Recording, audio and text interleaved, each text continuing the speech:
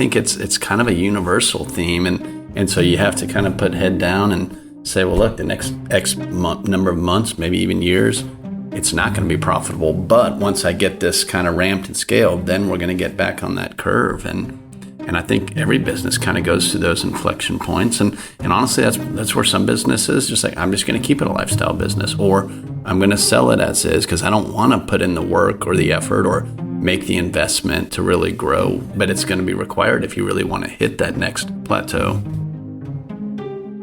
This is episode 213 with Jack and Bryce of Skimmer. Enjoy!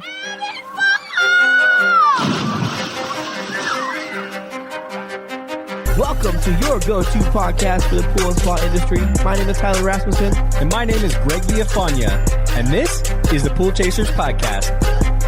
All right, well, thank you both for joining us on the podcast again today. Can you introduce yourselves? Both been on before, but in case people haven't listened to the past episodes. Jack? Yeah, definitely. Whoever wants to go. Right. Yeah. My name is Bryce Sirrine. I'm with Beyond Pool Cleaning. And, I do some work helping people out with Skimmer as a Skimmer ambassador. And my name is Jack Nelson. I'm the CEO of Skimmer. Very cool. Welcome back. Super excited today. We're going to talk about kind of roadblocks and barriers for growing your business. But we were just kind of talking before this about some cool pool shows coming out that we saw. Bryce, what'd you think of that vampire movie? Yeah, I thought it was not as pool related as you'd expect, but it was pretty good. It was kind of a bummer, huh? I think the preview shows his pool truck with all the pool supplies, and then you see it maybe like 2 or 3 other times, and barely some pool stuff. But it did have those authentic Hasa cases in the back, so. I thought it was cheesy. It was his tote when he carried, remember, to the house, he was carrying the tote with this big, I'm like, come on, you could have got at least the blue tote, and then it would have been really cool to watch a gun. It would have been really cool to watch a gun come out of that blue tote, you know what I mean? Not this big case. But, right. I'm like, that's not what pool guys carry. Come on now. But it was pretty funny. Lots of vampires. I expected either. It's pretty rough. There was some cool stuff in there. There was a shot that he's fighting the vampires. I don't know if you saw, but like it shows them in the mirror, and then it shows just the clothes moving because vampires can't be seen in mirrors. It's a super cool shot. I've never seen anything like that before. Yeah, it'd be pretty tough to do, I think. Yeah, I'm not real into vampire shows, but you're not exactly selling me on this show. You'll absolutely love the first 5 minutes. I'll tell you. I really liked it. I mean, I like vampire stuff though, but right. Doesn't sound like you guys like that too much though. I'm not too proud to admit I never in my life have seen a Friday the 13th, a Halloween, a Nightmare on Elm Street. None of them. I was such a scaredy cat growing up. I just avoided them at all costs. In fact, I was at a little kids party the other night, and they were showing Jaws in the pool, and I'd never seen Jaws, and I was kind of afraid to watch that. So I'm not your audience there. That's awesome. No, you're more of a, what is it, Agua Donkeys? You're more of a Agua Donkeys fan? That's a great show. Yes, that's right. It's the only show I've seen that's actually about pool guys and not vampires. So it's not necessarily real life either, but it's pretty entertaining. It's probably pretty accurate. I mean, I haven't seen it, but I'm sure I've heard from other people who watch it that it's pretty spot on with like how the old school pool guy used to be. You seen it? Yeah, no, I think there's a lot of sort of truisms in there, and they definitely have an old school vibe to them. But it's fun to watch, and the characters are comically entertaining. Yeah, looks good. I have to check it out. I was only like semi-joking when I was talking to the team a few months ago. I was like, we need to get those guys to start repping some Skimmer gear on the show, and maybe we can get them to, help promote our brand. So I bet they're available. Probably. That's awesome. All right, well, the topic of today is, like I mentioned before, kind of roadblocks and barriers for growing your business. So kind of want to talk about it in different stages, like a one polar 0 to 100, then up to 250, then up to 400 plus.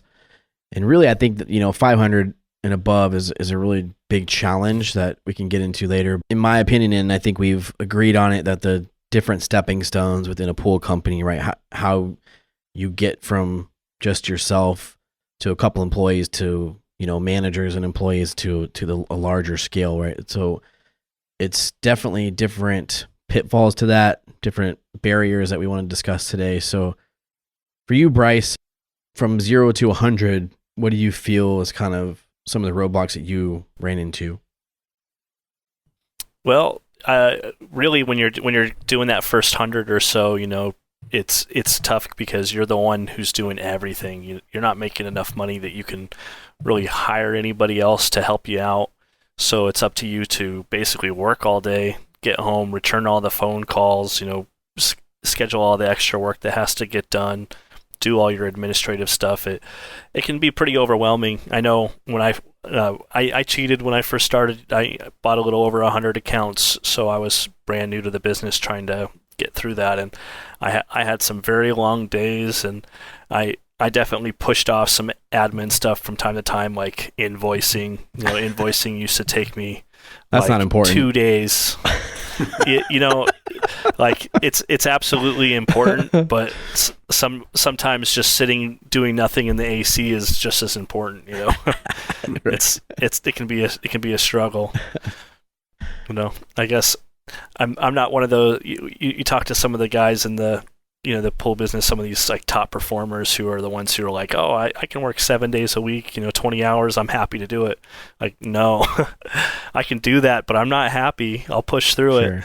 And, when it comes time to just be at home in the air conditioning, it can be pretty hard to pay attention to those invoices after, 5 days and 120-degree weather that we'll have. So I'm not ashamed to admit that it's a struggle sometimes too.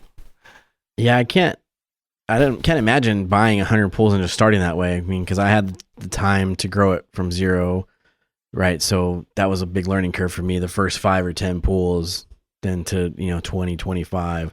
Really, when you start getting your feet wet, starting to really learn how pools work, how water chemistry works, that kind of thing. I can't imagine taking the 100 pools right off the bat. So it must have been tough.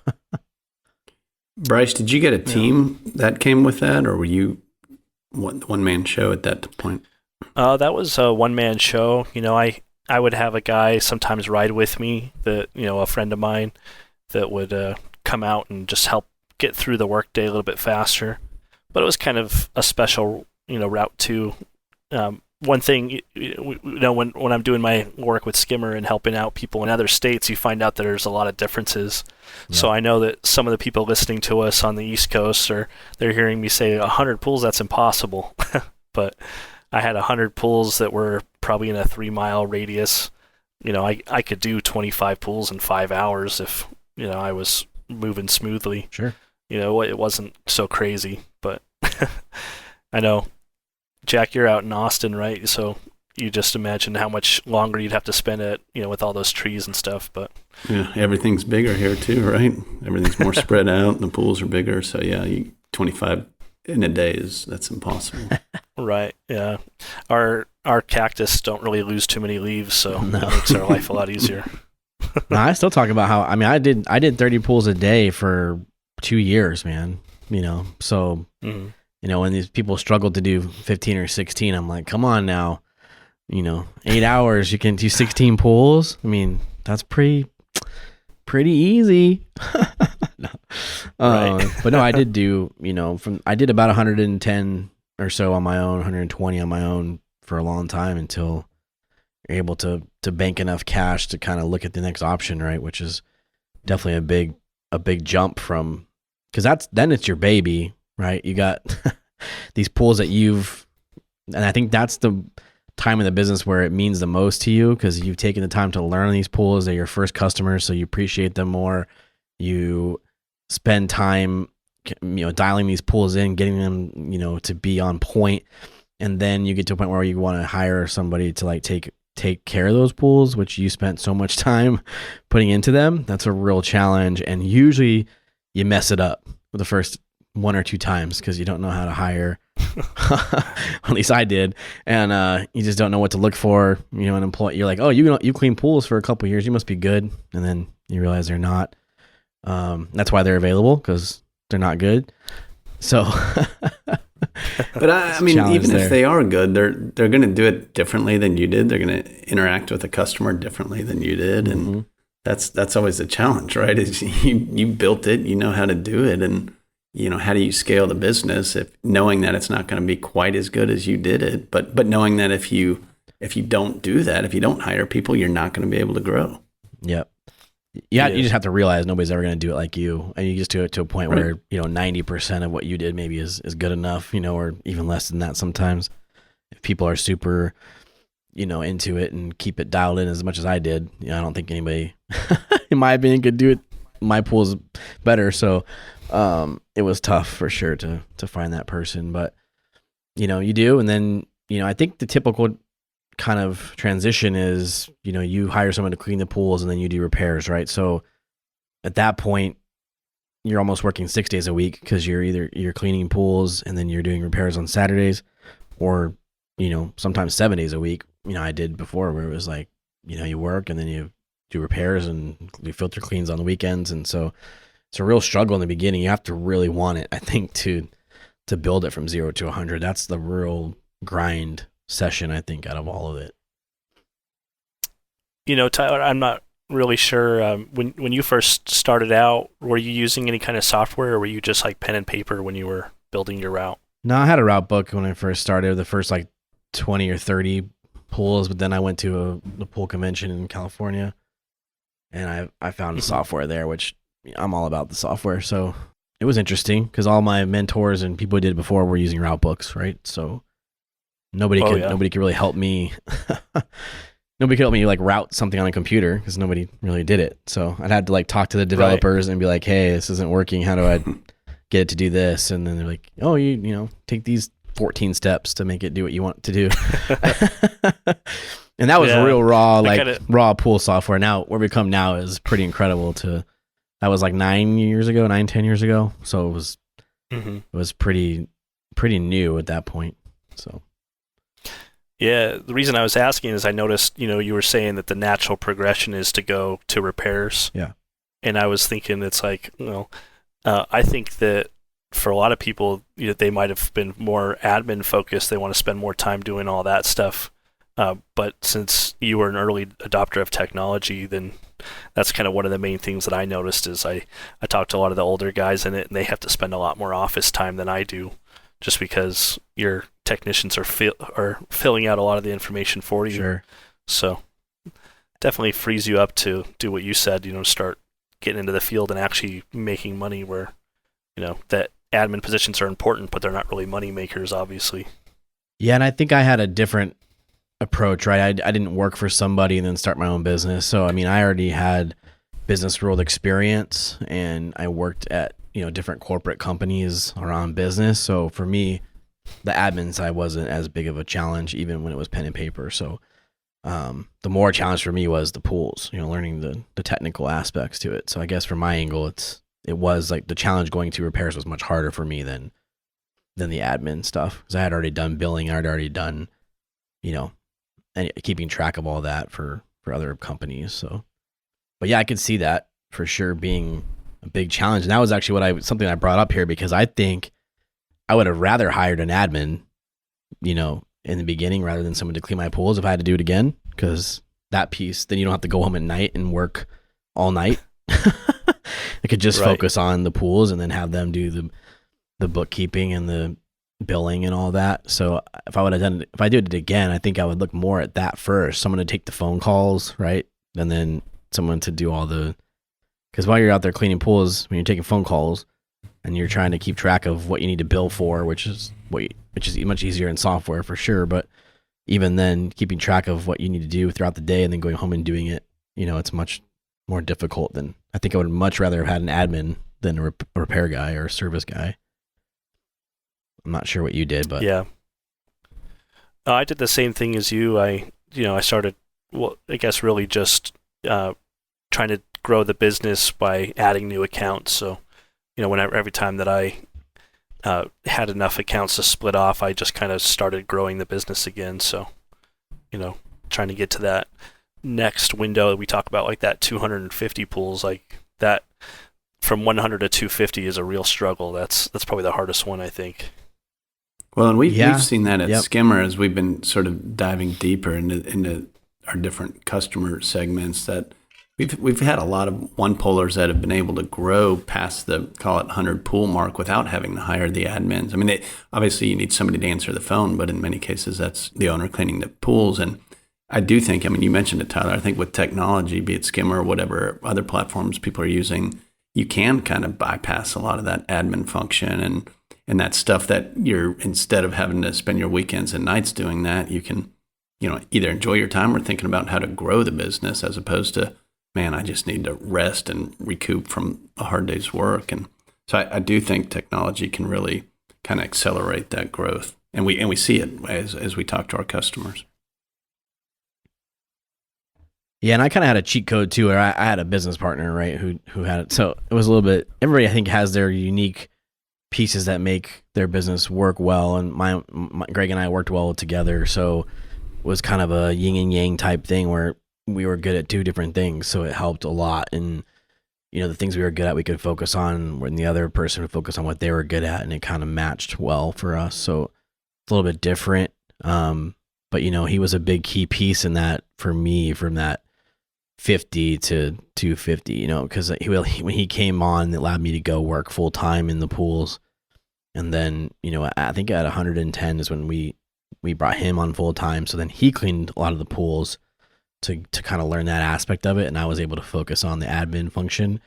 So that helped tremendously too, as admin and bids. I could go bid out pools and do them appropriately, not a 2-minute walk in the backyard and, guess on price bid.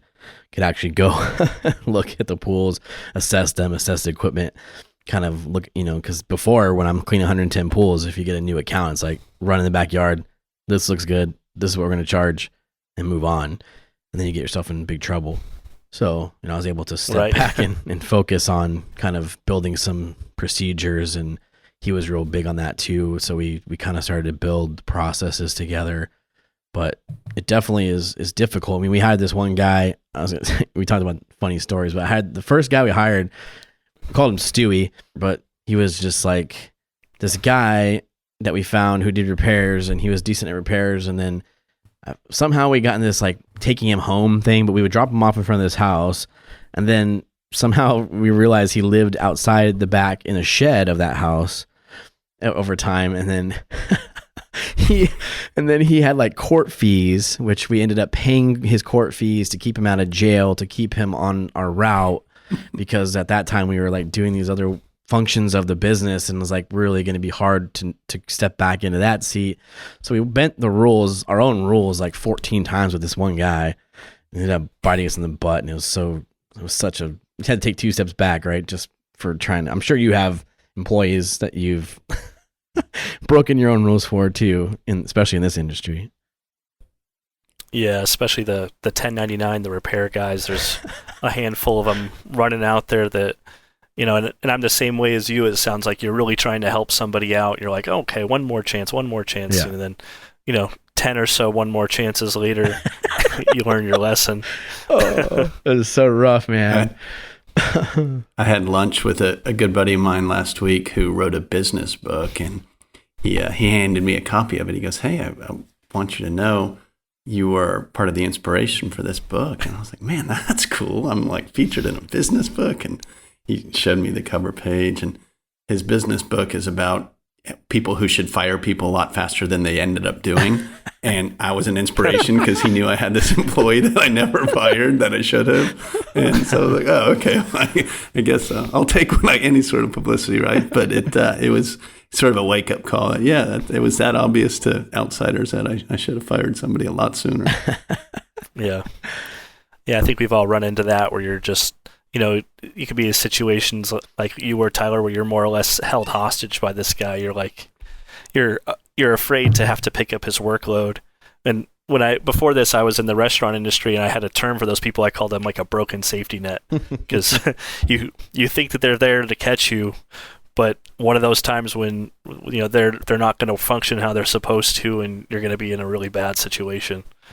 So yeah, I can't tell you how many times I had to go like follow after him on like 7:00 at night or on the weekend because he didn't do what he said he was going to do, and I had to go do it.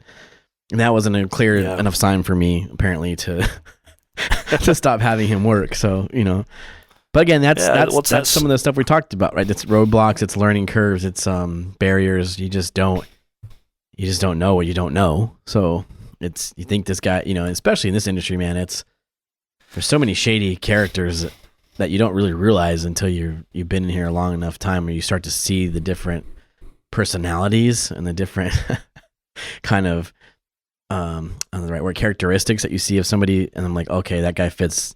I don't like to profile people, but you get to a point where you're like, oh yeah, that guy, that guy's gonna be just like Stewie, and then you're getting that that mindset. That's tough, man. Hiring your first one is the worst. Like we said, man, it's your baby. We're gonna take a quick break. When we get back, we discuss some of the challenges from going to 100 pools to 250, holding people accountable, and creating a culture of customer satisfaction. This episode is brought to you by Leslie's. Leslie's continues to deliver for pool trade professionals by providing benefits no one else can offer.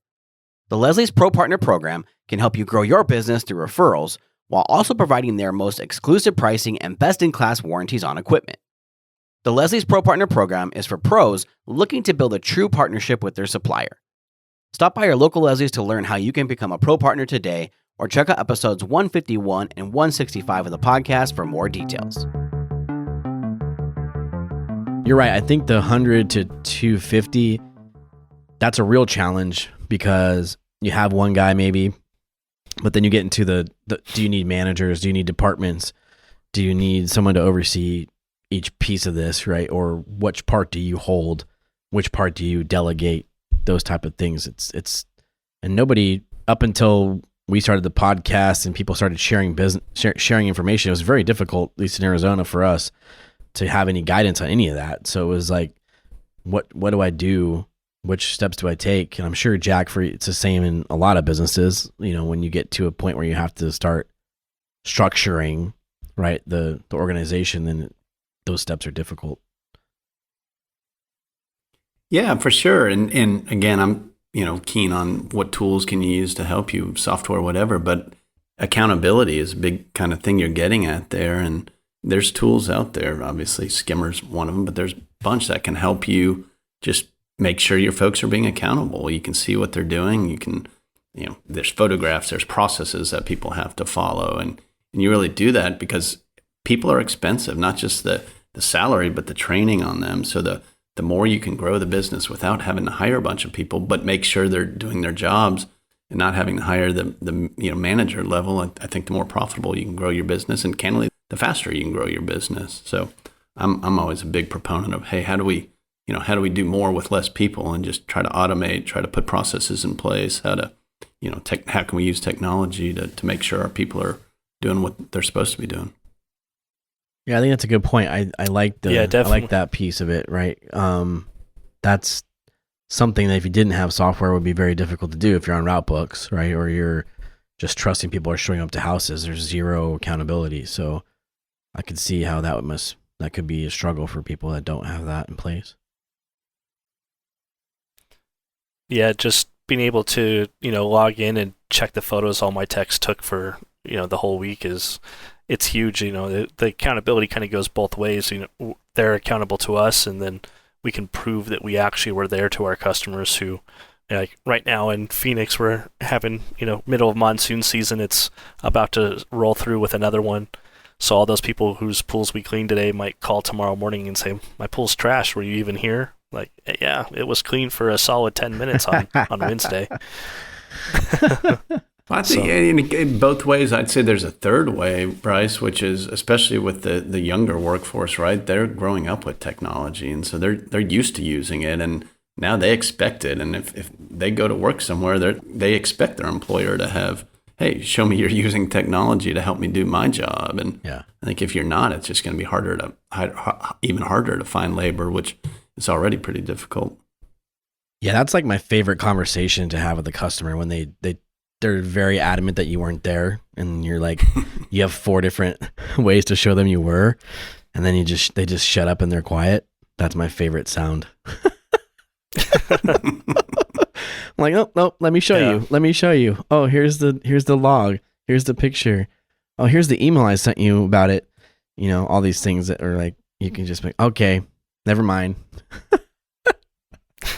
Those are my favorite. But if you don't have it, right, and that's some of the worst conversation, you know? And it's always like the one time that somebody doesn't do something, right? Where the one time you don't get, you know, a signature on an acid wash sign off or something. It's always that one time that comes to bite you in the butt. The one time you forgot a picture, like, oh no, we take pictures of every pool, and you go in and then somehow the camera didn't work on that log. I'm like, of course it's that log. Why else?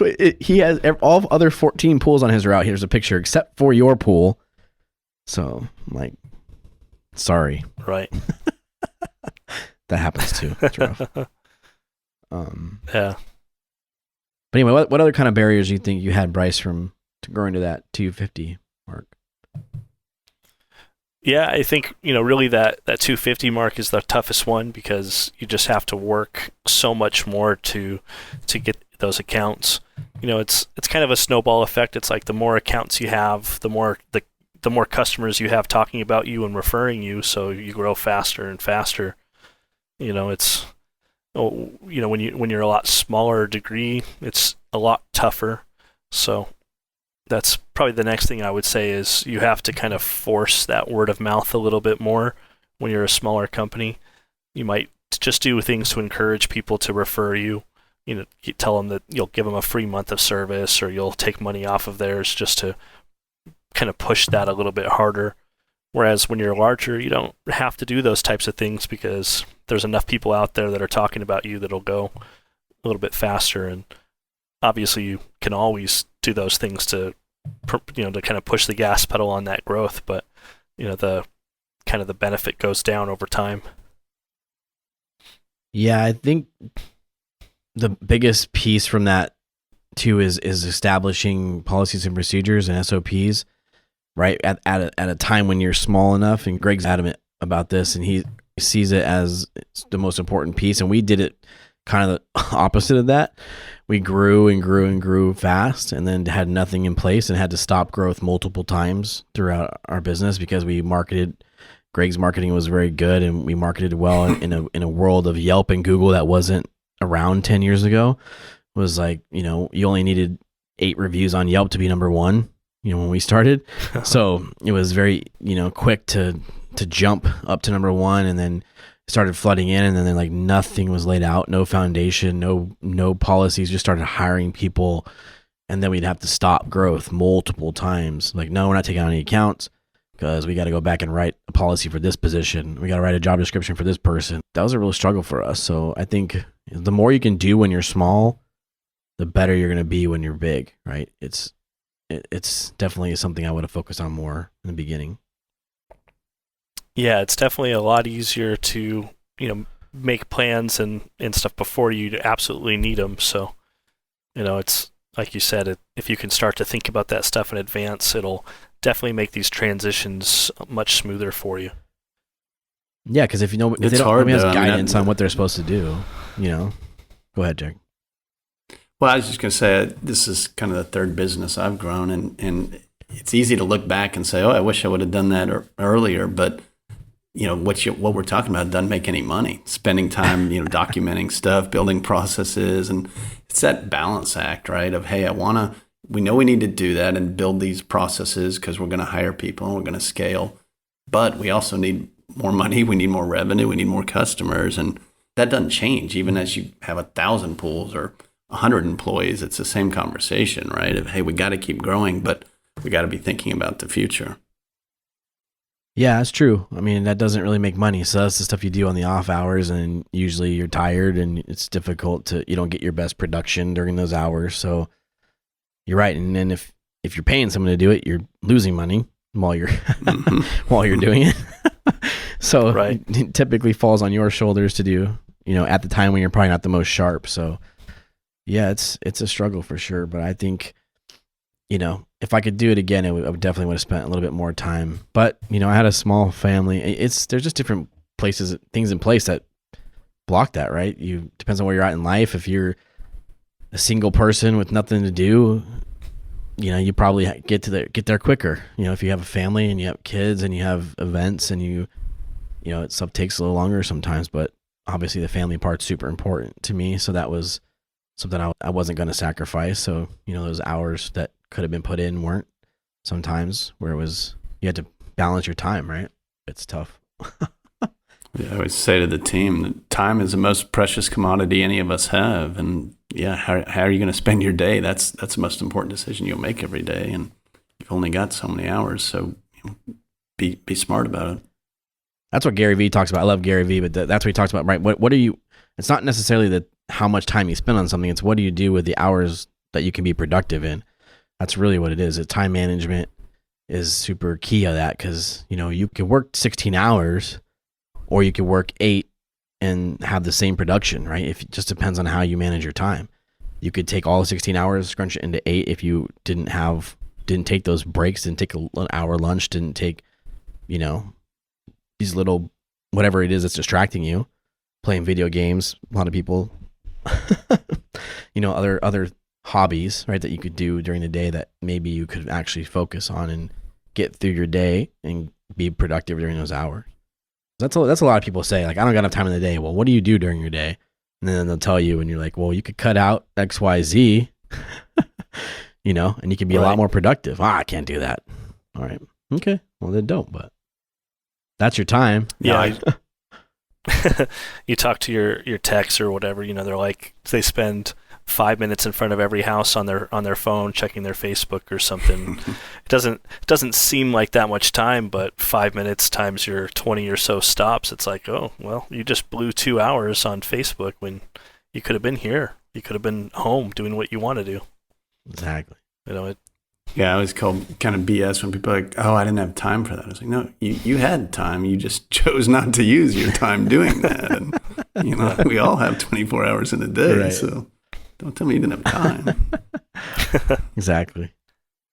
Yeah, as you grow to that point too, Bryce, that the admin work kind of doubles and triples, right? Because it's now, double the amount of accounts and the amount of parts you're putting in. And so I really like Skimmer's, way of tracking that, because I can't imagine doing it on pen and paper, which I did for a little while, but even be able to capture kind of what you're doing throughout your day makes a huge difference when it comes to those admin tasks like billing.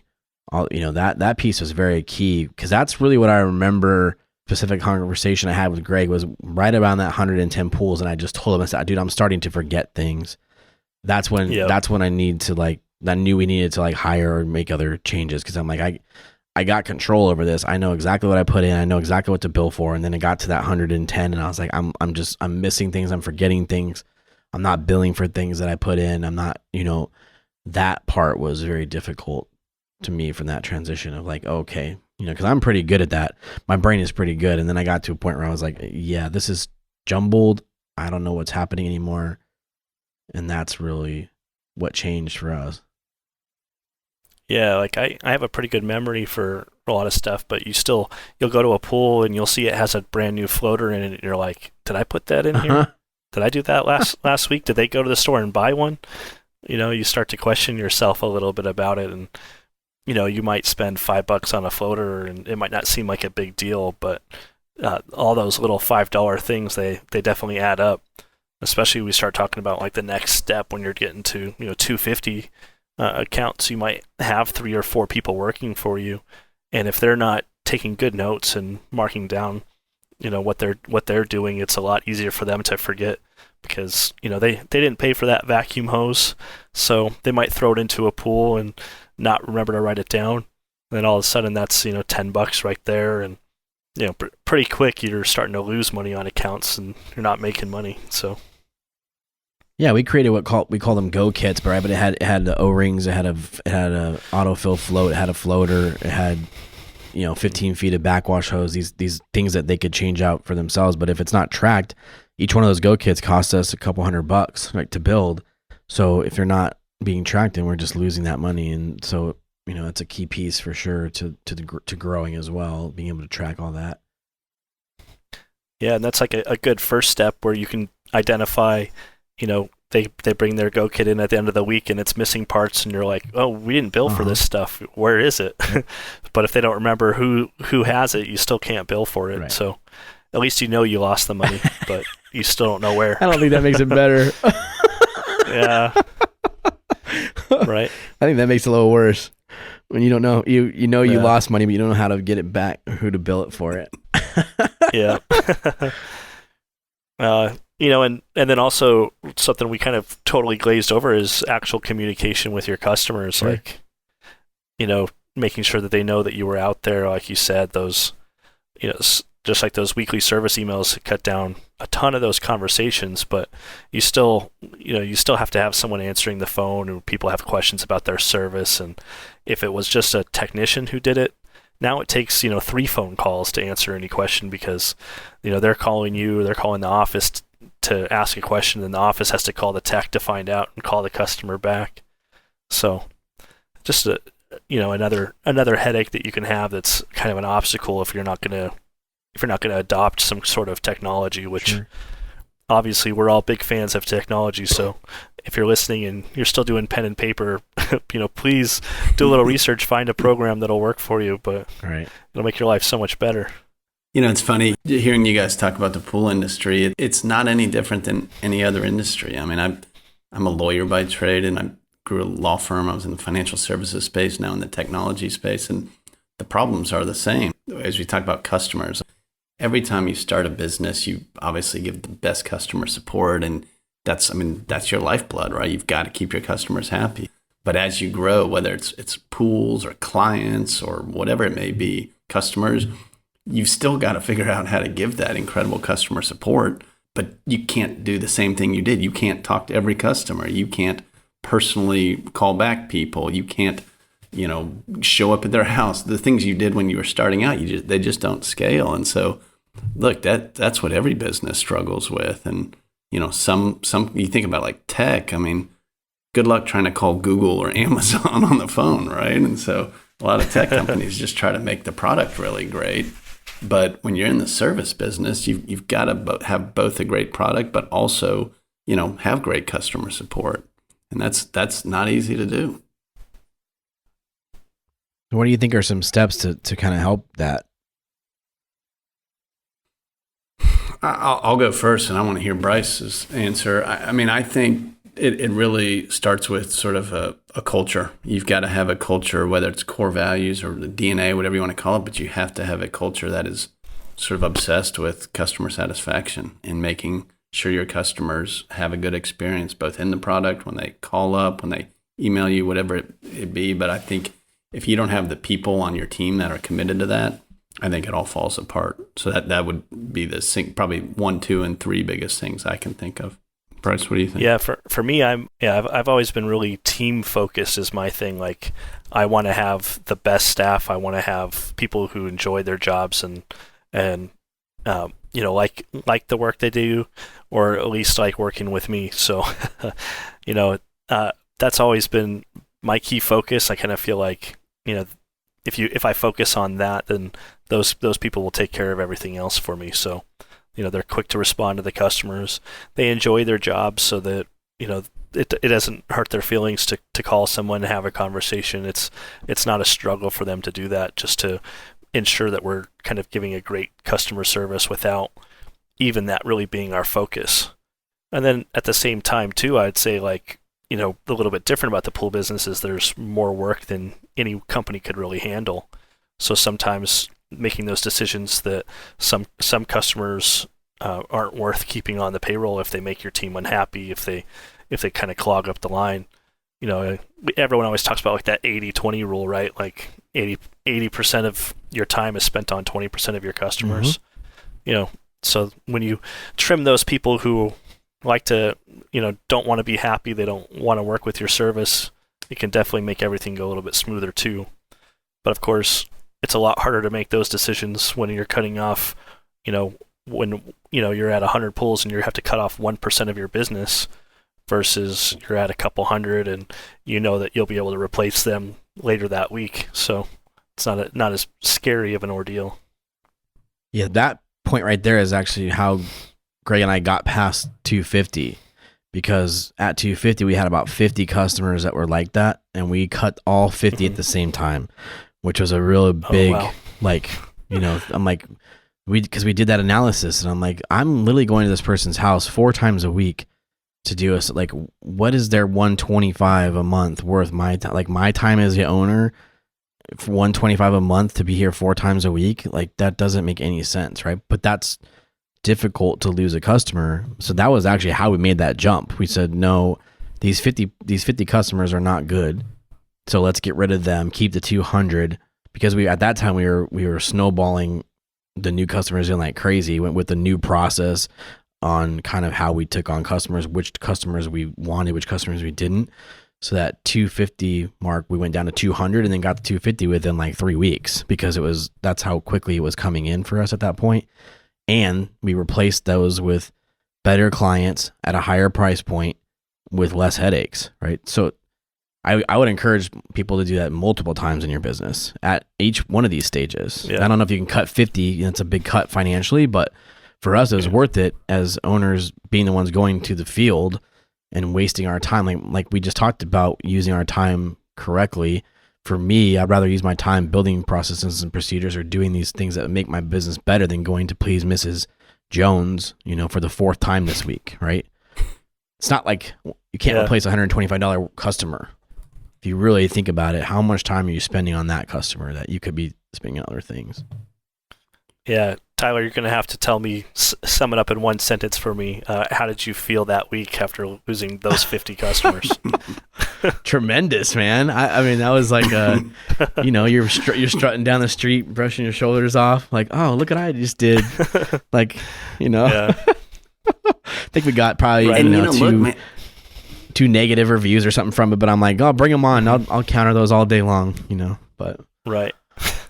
And look, I think there's something to be said for that too. Just like, like Bryce was saying, happy employees, and that's including the owners, right? I mean, if you're not just having to bear that weight of the, disgruntled customers, it clears up your mind. You think better. You want to work harder. You're more strategic. And so I think y'all are spot on. There's a ton of value in that. And even from a sort of a financial standpoint, I mean, $125, yeah, that's revenue, but there's a bunch of costs associated with it too, and not just the obvious, then just the emotional. And it's kind of like when you have a bad employee, like all the conversations you have about it, all the complaining you do to your wife about it, right? I mean, there's like a real cost associated with that. 100%. Yeah. Jack, I'm gonna have to get you to come out on my route and go and do some of these nasty pulls so that you can have that feeling the week after when you would normally go to that house and you just drive right on by. Yeah. Done. That is probably the best feeling in the world right there. Just like, not going to your house today. Bye. I don't know if it was said in the podcast, but yeah. Yeah. I don't know if it was said in the podcast or if it was one of my other conversations I had with people, but I had this gentleman who owned a pool company, and every Christmas he would let the employees pick 3 clients that they wanted to get rid of, and he would dump them no matter what, right on the spot. That was their Christmas bonus, and I thought it was genius. Idea. Isn't brilliant. it? Yeah. I'm like, I thought it was so. You build morale, you get rid of your headaches, and I think it's awesome.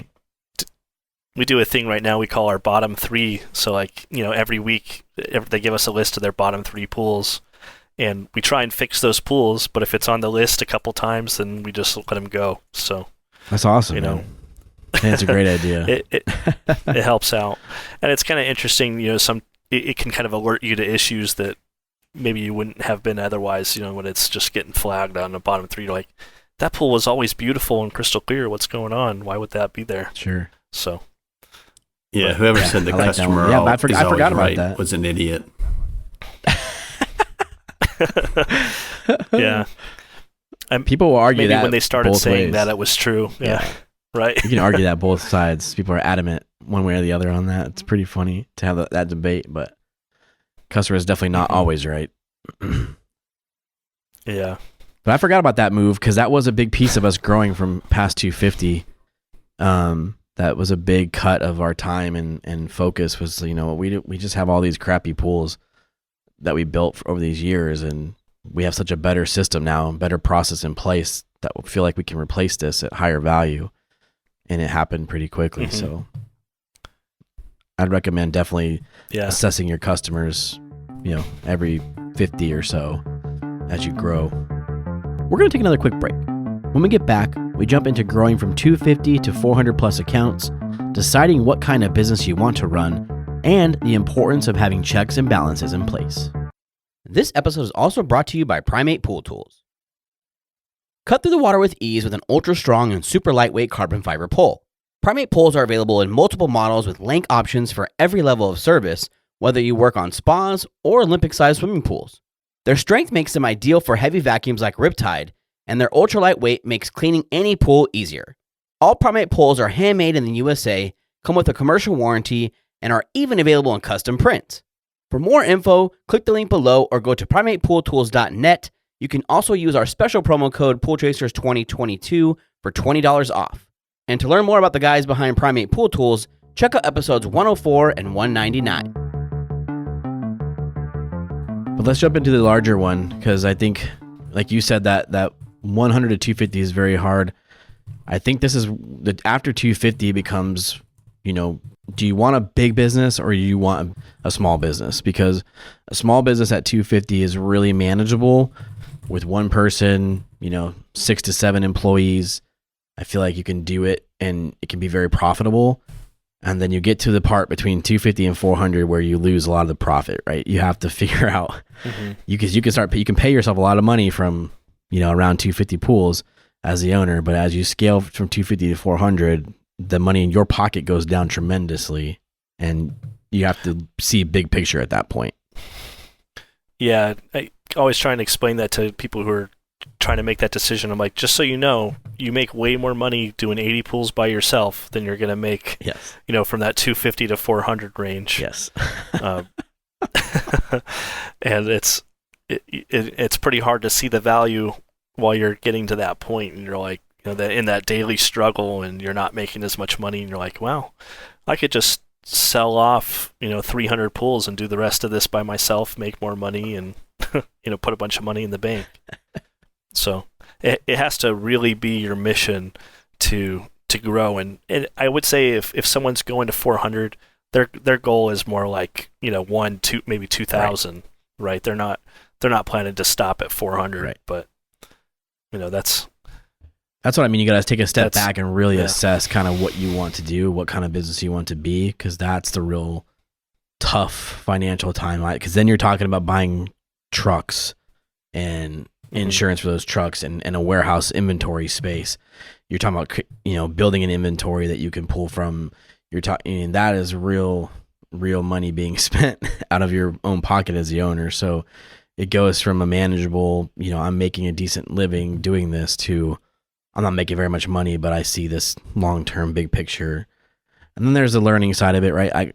It was very intriguing for me to learn that process, to go through it and be a part of it and start trying to understand how I could build a bigger business. So what do you really want? Because I think I gained tremendous value in that 250 to 400 by falling on my face and picking myself back up again. That some people won't learn if you don't go through that. But you mean the sense of like resume building, or like in the sense that you're a stronger leader? Is that kind of what you mean? Yeah. Yeah, I gained a tremendous amount of value, I think, in understanding how the pool business works and then managing people, and made a lot of mistakes managing people, losing valuable people, because I popped off one time and said the wrong thing and they quit, that kind of thing. So I'm kind of curious, Jack, if is that something that's kind of exclusive to the, like a pool business where you're actually going to have to lose money or not make as much money for a growth section? Does that kind of happen in other industries? I mean, no, I don't think so. I think should, but yeah, I think to me it's similar to other industries. It's like you get this sort of inflection point where, like, we've got a good business and it's sort of a lifestyle business, but do I want to double down now and do I want to grow it? And it means investing in people and another round of people and maybe better systems and whatever it may be, trucks and inventory. No, I think it's kind of a universal theme. And so you have to kind of put head down and say, well, look, the next number of months, maybe even years, it's not going to be profitable. But once I get this kind of ramped and scaled, then we're going to get back on that curve. And I think every business kind of goes through those inflection points. And honestly, that's where some businesses just like, I'm just going to keep it a lifestyle business, or I'm going to sell it as is because I don't want to put in the work or the effort or make the investment to really grow. But it's going to be required if you really want to hit that next plateau. I don't think there's anything wrong with that, right? You got to figure out exactly what you want to do, what makes you happy, what your ultimate goal is. And I think that's really what we're talking about here is like, what kind of business do you want to run? Like you said, a lifestyle business where you enjoy it and you make good money and you don't have as big of a headache, or do you want like big goals and big money, and kind of what does that look like at some point, which is a little bit easier now to exit in this industry, which never has been around. If you now building a bigger business to me would be more attractive with outside money coming in, because you could have a much larger value of a company. But even without that, I mean, you still have to understand what is it that you want to do, how much work do you want to put in to get from point A to B. And if you don't, there's nothing wrong with that. There's lots of people. I have lots of friends who have 150 to 200 pool companies that make a lot of money that are super happy. Even 80 pools, like you said, Bryce. I mean, when you're by yourself, if you cut your route down from 300 to 80 and you keep the pristine 80 pools, your life is perfect. Right.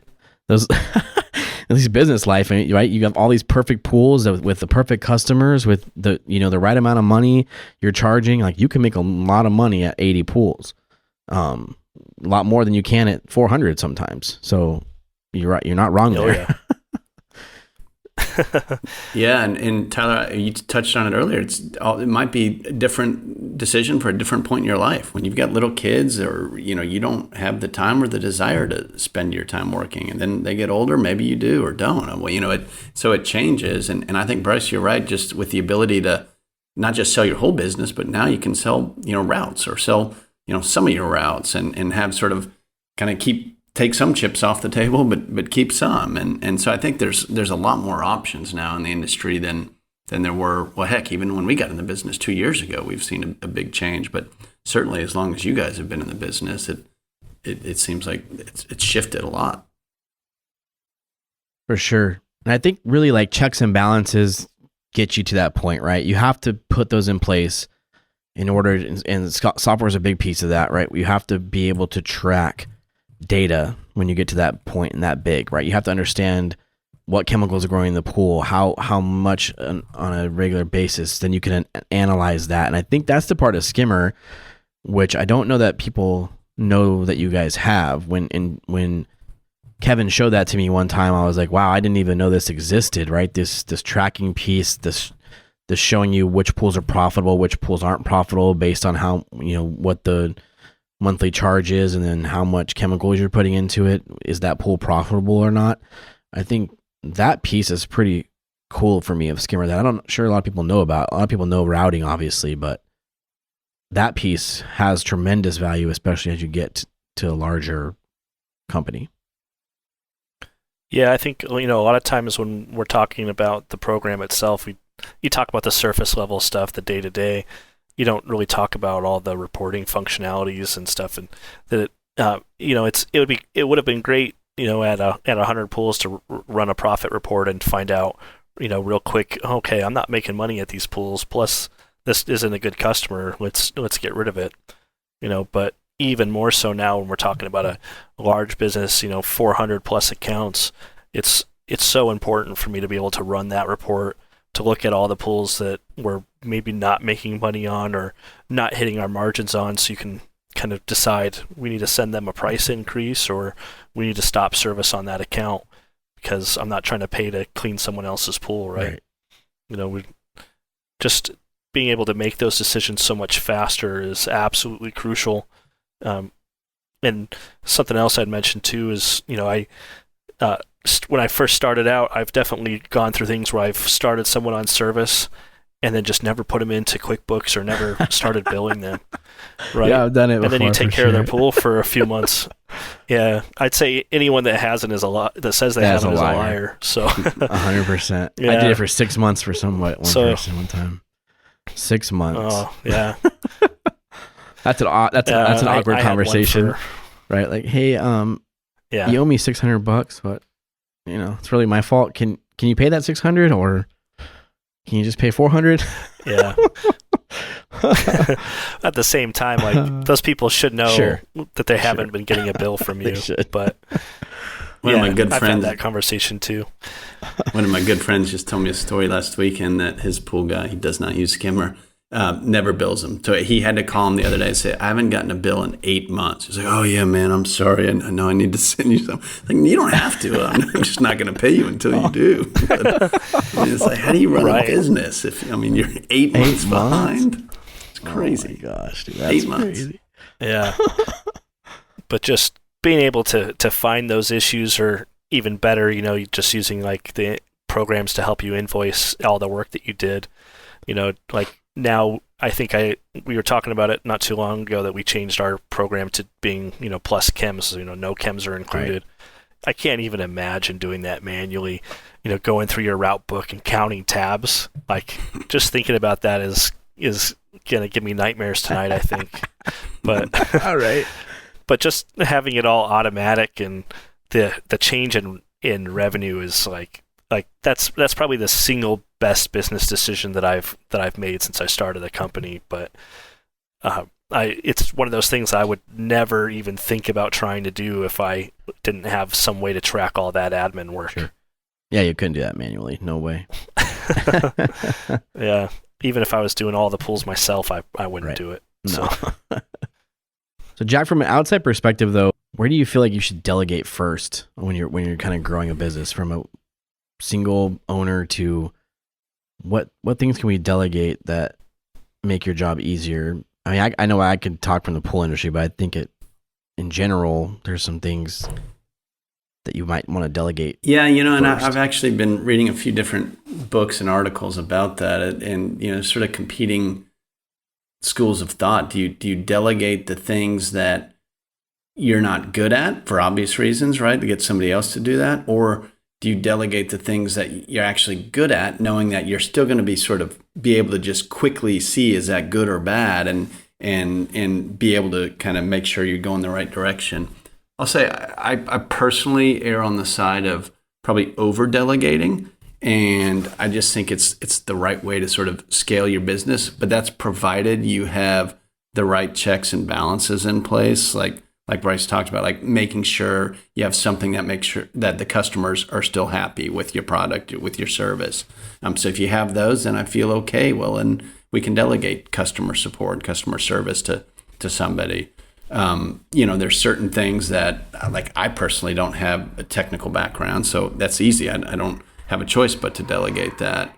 But I think at the end of the day, what I would kind of say what's worked well for me is finding those areas that bring me passion and joy, and I want to do those because I want to be excited to go to work, and trying to find what that is for every employee, and say, hey, if it's not something that gets you excited, maybe that's something you can delegate. Because you put 10 people in a room, and odds are you can find, everybody wants to do something that needs to get done. And so it's not so much a delegation thing. It's like find those things that get people excited and put that on their plate, and you'll get more output out of them than you would if you just said, well, I don't like doing this, so I want you to do this. Well, they may not like it either.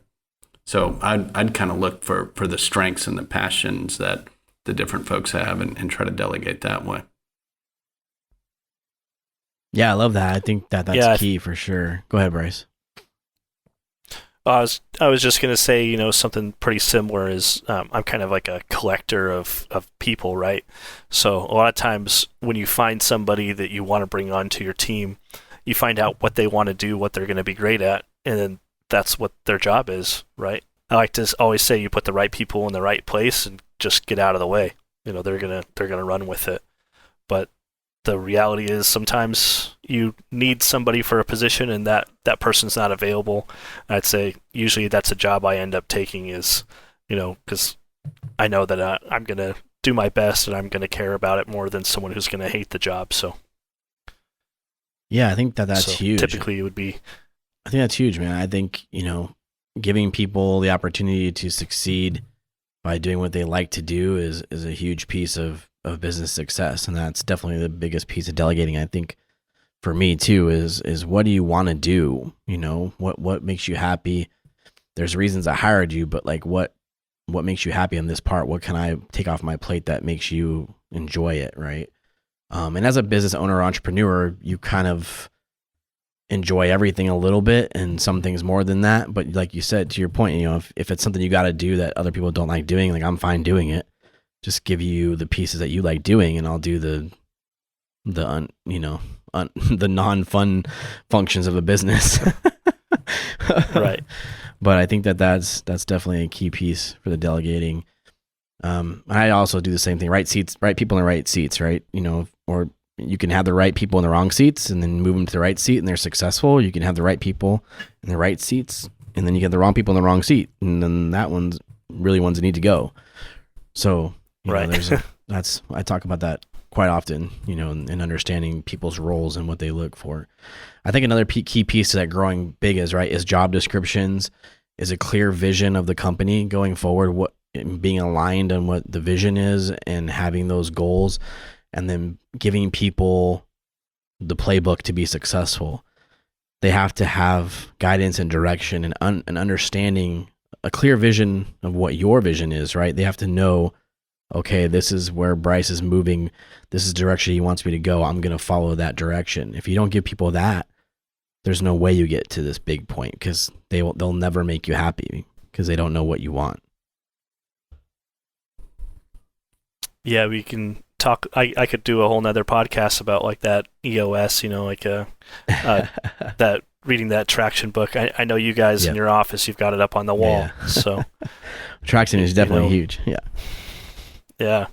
So that's definitely something I can get behind too, is making sure that the whole team knows what the mission is and they're all on board.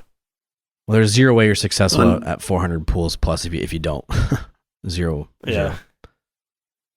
Ahead, yeah, and Tyler, to me that goes back to what you were saying earlier when we were talking about, like, there's no right or wrong way. Like, you might just want a lifestyle business, and when you're hiring people, they need to understand, hey, what are they getting into? And if you're in hyper growth mode, you want to hire people that think that way, and hey, we want to find better ways to do it. We want to constantly improve. We're going to be working really hard, and that's the expectation. And if you don't have that mindset when you join an organization that's trying to grow, it's a recipe for disaster for everybody. So I totally agree. You got to just be upfront and make sure everyone's on the same page. Nice. Now, what's the next steps, kind of growth strategies, Bryce? Let's kind of wrap it up here. What do you think? You want to know my secret recipe? Sure. Yeah. I think that, like, the bigger you get, the easier it is to grow, because in the past when I was like 200 pools, what that meant for me is that I was going to build a route, and once I had a full route, I would hire somebody and they take it over. Now that I'm bigger, it's a little bit easier for me to have my techs all working at like 90% capacity, build them to 100, and then I can hire somebody and take everyone back down to 90%, and start somebody out that way. It's been much easier to grow, and then it's faster too, just focusing on that word of mouth and the marketing. All those tricks that you have to learn to get from that 100 to 250 work just as well now, but they're easier to implement. They don't hurt so much. So it feels right now like it's a lot easier to grow. We'll see how I feel when I'm going to hire again, and those other different growing pains, but right now it looks pretty promising. Very cool. Well, I think it's been a great conversation, and I really enjoy always talking to you both. So thanks for coming on the podcast. If people want to get more information about Skimmer, just go to getskimmer.com/pool chasers. They can get it there. But I just really enjoy how you both want to help the industry like we have. Every time we talk, even you guys sponsor the show, it's always about how do we give people value. That's what we really like doing. It's not necessarily, hey, I don't want to make this a whole podcast about Skimmer, right? People that want to be successful will find Skimmer if you give them the right product. we just want to make people successful. And I think that that's a common theme that all of us share. So I really enjoy that aspect of both of you, that you just really care about people and want people to be successful. So thank you for that and for coming on today. Yeah, thanks, Tyler.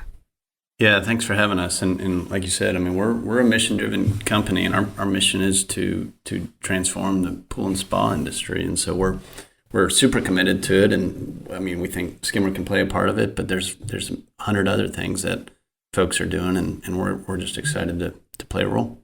Awesome. Talk to you guys soon. Thanks. Hey, Pool Chasers. Thanks for listening. We hope you enjoyed the episode. To connect with today's guests, including pictures, links, and resources from everything discussed today, you can visit the episode page at poolchasers.com or click the links below. To connect more with us, you can find us on Instagram, Facebook, and Twitter by searching at Pool Chasers. If you would like to support the podcast, the easiest and most effective way is to subscribe to the show on Apple Podcasts, Spotify, and YouTube, as well as share the show or your favorite episode with a friend or on social media. Also, you can get early access to each episode by supporting us through Patreon. We know your time is valuable, so thank you for sharing some of yours with us today. See you out there, Pool Chasers.